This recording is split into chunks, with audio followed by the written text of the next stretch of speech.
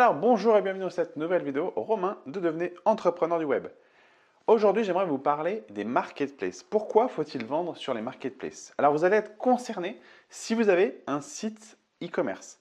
Si vous avez un site e-commerce, vous allez pouvoir vendre en faisant de la publicité sur Facebook, sur AdWords, mais vous allez également pouvoir aller vendre sur les marketplaces. Alors qu'est-ce que les marketplaces? Vous les connaissez toutes sûrement. Entre Amazon, Price Minister, la Fnac, Cdiscount et j'en passe, il y en a des centaines de places de marché. Mais les plus grosses places de marché, ce sont celles que je viens de vous citer. Vous avez du trafic non négligeable à aller chercher. Alors vous avez les marketplaces, et dans les marketplaces, vous avez également les comparateurs de prix. Ça, on y reviendra un petit peu plus tard. Donc pourquoi aujourd'hui vendre sur les marketplaces? Pourquoi faut-il être dessus? Et comment le faire? Vous avez également eBay, que je n'ai pas cité, qui a un peu moins de trafic en France, mais qui possède toujours du trafic. Aux États-Unis, c'est un site qui fonctionne plutôt très bien. Mais en France, c'est vrai que ce n'est plus ce que c'était avant. Donc aujourd'hui, si vous avez un site e-commerce, vous allez vouloir vous étendre, vous allez vouloir aller chercher encore plus de clients. Et pour cela, donc, vous allez utiliser les marketplaces. Alors, si vous vendez sur les marketplaces, c'est très bien parce que vous allez pouvoir, donc, encore une fois, aller chercher de nouveaux clients, créer de nouvelles ventes, bien entendu.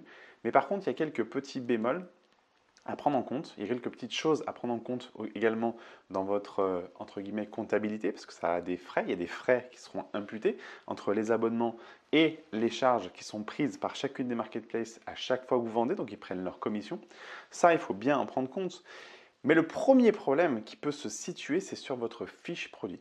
Alors, ce n'est pas vraiment un problème parce que de toute façon, quoi qu'il en soit, les marchands font comme ça aujourd'hui. Il n'y a pas vraiment de solution alternative pour contrer cette problématique-là. Mais si vous avez un catalogue de produits, si vous vendez sur les marketplaces, bien entendu, vous allez l'exporter. Donc, la marketplace va venir chercher votre catalogue et l'inclure donc dans son catalogue produit et le proposer à ses visiteurs. Mais en faisant ça, la marketplace absorbe votre titre, vos visuels et votre description. Si vous avez travaillé aux petits oignons votre titre et votre description et que vous avez même produit vos propres photos, il y en a qui sont champions du monde pour tout vous piquer comme Amazon, qui peuvent vous piquer donc vos titres, vos descriptions et vos photos et se resservir de ces photos pour d'autres produits, enfin pour le même produit sur leur marketplace. Vous allez voir, c'est un petit peu compliqué. Donc ce que j'ai envie de vous dire, c'est que si vous vendez sur les marketplaces, soyez conscient que les marketplaces vont venir chercher votre catalogue et l'inclure chez eux, ce qui est totalement logique. Mais par contre, à ce niveau-là, ils vont donc se servir de votre titre, etc. Si par exemple, si vous vendez sur Amazon et que votre produit, donc votre produit de votre boutique se retrouve en rupture de stock, eh bien, il est arrivé, en tout cas il m'est arrivé, que Amazon se serve de la fiche produit que vous avez, le titre, la description et les visuels, pour y inclure d'autres vendeurs qui vendent le même produit que vous.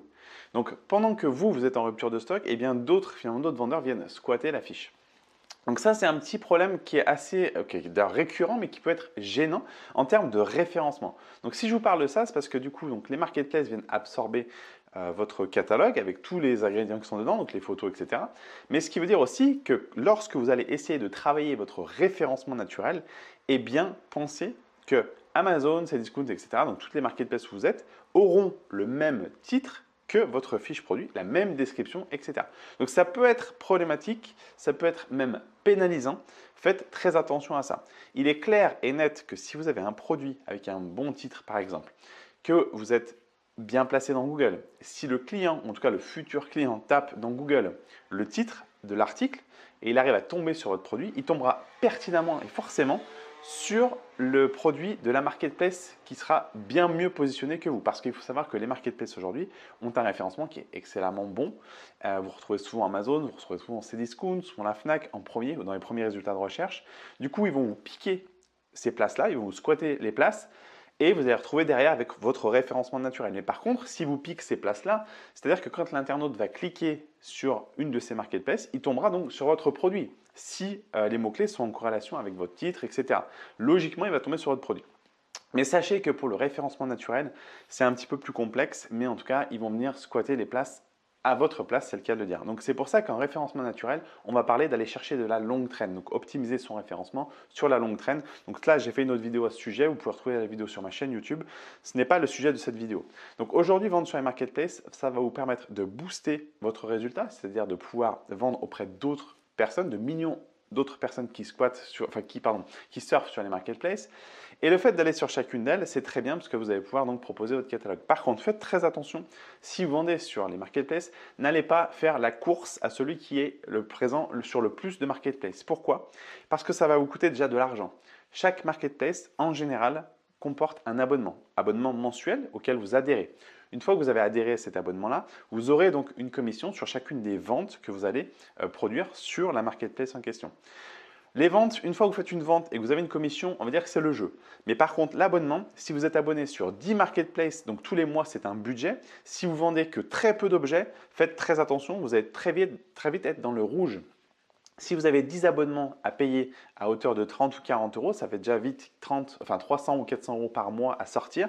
Si derrière votre site est petit et que vous ne vendez pas beaucoup de produits, si dans le mois vous n'arrivez pas à vendre énormément de produits, vous allez voir que dans la balance, entre le prix de l'abonnement que vous payez, les commissions et les produits que vous avez vendus, au final, le bénéfice produit sera peut-être même négatif. Donc faites très attention de ne pas aller vouloir absolument chercher toutes les marketplaces et de vendre sur toutes les marketplaces. Faites petit à petit, commencez par une première marketplace, familiarisez-vous avec, commencez à prendre en main l'outil, regardez comment ça fonctionne, comment la marketplace fonctionne, les commissions, les ventes, etc. Faites-vous vraiment la main sur une, peut-être deux, mais commencez par une, puis après étendez votre catalogue si vous jugez, encore une fois, nécessaire d'aller sur d'autres marketplaces.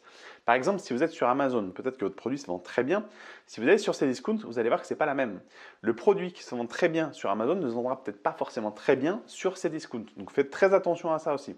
Ne pensez pas que tout de suite c'est l'Eldorado. Ça se trouve, vous aurez sur Amazon un produit qui se vend très bien et sur Cdiscount un autre produit qui se vendra mieux ou aussi bien, mais ce sera une autre référence. Donc faites attention à ça. Prenez en compte qu'encore une fois, de se diversifier ne va pas vous permettre de vendre 500 fois plus le même produit. Par contre, vous allez pouvoir vendre d'autres produits sur chacune des marketplaces.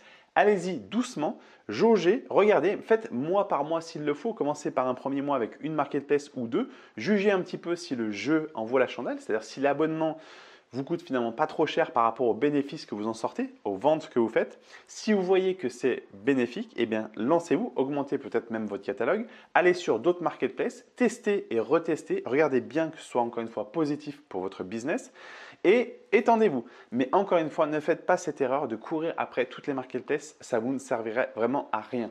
Donc vous allez payer des frais dans tous les sens, vous n'allez même pas pouvoir gérer comment absorber ces frais-là. Et même pire, je vous dirais que vous allez voir sur Cdiscount. Cdiscount, ça permet de vendre, bien entendu. Mais par contre, vous allez voir, leur système de facturation est extrêmement à chier. Et le mot est très très fort. Si vous ne suivez pas au centime près, Cdiscount vous la met à l'envers. Vous allez voir que quand ils vous reversent les commissions, c'est tellement le bordel pour pointer chacune des commissions qu'à la fin, on s'y retrouve même plus. On ne sait même plus à quoi correspondent les montants versés par rapport aux ventes que vous avez faites. Donc faites attention aux ventes que vous avez faites. Faites très attention à ça. Leur système est très archaïque. Ils vous reversent vos commissions, certes, mais à prendre avec prudence que je pense que certaines fois, ils se servent sur le dos des e-commerçants. Alors attention, je ne suis pas en train de répandre une rumeur, mais moi je l'ai constaté que c'était un vrai bordel pour pointer vraiment toutes les commissions une par une et s'y retrouver. Donc d'ailleurs, ça je trouve que c'est un vrai point noir, un vrai bémol sur les marketplaces, notamment Cdiscount, où c'est bordélique. Donc faites très attention, donc prenez la main là-dessus, familiarisez-vous avec ça. Prenez le temps de vous dire que par exemple, vous faites une vente, vous aurez vos commissions qui vous seront reversées plus tard. Donc ça, c'est pareil. Il va falloir absorber cette trésorerie-là. Si vous avez vendu pas mal de produits et que la marketplace met entre 15 jours, un mois et un mois et demi pour vous rémunérer, pour vous verser votre commission, essayez de faire attention à ça pour avoir les reins solides entre le moment où vous allez vendre et le moment où les commissions vont tomber pour pouvoir continuer à perdurer. Parce que si vous n'avez pas assez de trésorerie, vous n'aurez plus de stock pour vendre. Et au final, vous allez vendre peut-être pendant 1 jour, 2 jours, 3 jours. Puis après, vous n'aurez plus de produits, vous serez en rupture de stock. Vous allez attendre encore 1 mois avant de toucher vos commissions, d'avoir de la trésorerie, de racheter et de remettre vos ventes. Donc vous allez voir que si vous faites ça, la marketplace, en tout cas les marketplaces, ne vont pas forcément vous repositionner là où vous étiez dans leur catalogue. Donc c'est très important de faire attention aux ruptures de stock. C'est pareil, j'ai fait une autre vidéo sur le sujet sur ma chaîne YouTube, que vous retrouvez sur ma chaîne YouTube. Mais faites attention aux ruptures de stock pour ne pas être déclassé dans les marketplaces. Voilà, donc j'espère que cette vidéo vous a servi et vous aidera pour vous lancer donc, sur toutes les marketplaces. Encore une fois, faites très attention, n'allez pas sur toutes. Prenez ou priorisez celles qui sont plus intéressantes pour votre business, c'est très important. Essayez, testez. Vous allez voir même, vous avez des marketplaces qui vous offrent parfois un mois gratuitement en termes d'abonnement. Donc, c'est très bien pour lancer son catalogue.